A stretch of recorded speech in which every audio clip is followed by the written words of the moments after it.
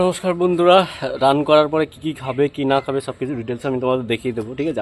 আর প্রতিদিন আমি কী খাই তার জন্য শরীরের পুরো মাসেল ঠিক রাখবে, ঠিক আছে। তো দেখে নাও কী কী সকালবেলা উঠে রান করার পরে তোমরা এক্সারসাইজ করার পরে কী খাবে। প্রথমত দেখো আমার হাতে কলা রয়েছে, কলার পরে ছোলা প্লাস কাঁচা বাদাম, সেটা ছোলার সঙ্গে ভিজিয়ে রাখতে হবে, ঠিক আছে। ভিজিয়ে রেখে খাবে। এর সঙ্গে কলা মাস্ট, আমি 4টে নিয়েছি, আমার 2টো অলরেডি শেষ হয়ে গেছে, ওই জন্য 6টা-7টা মোটামুটি মেরে দেবে, কোনো ব্যাপার না, বুঝতে পেরেছো।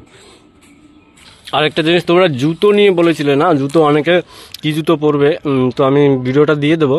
দেখো এই সোলটা আমার এখানে পিছনে মোটা আছে, দেখতে পাচ্ছ, সামনে চিকুন আছে। এই টাইপের মোটা সোল ইউজ করলে পরে পিছন সাইডটা তোমার পায়ে কিন্তু এখানটায় পেইন হবে, এখানটায় পেইন হবে।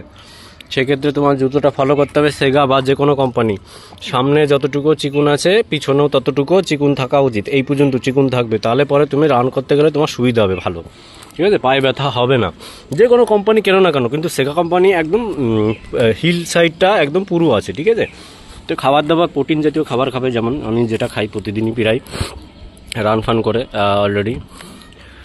ওই কোম্পানি আমি জুতোটার ফটোটা দিয়ে দেবো, ঠিক আছে। যাই হোক, যারা যারা জুতো দেখতে চাইছে আমি ডিসক্রিপশনের লিঙ্কেও দিয়ে দেবো কী কী জুতো পরলে কী হবে না হবে, ঠিক আছে।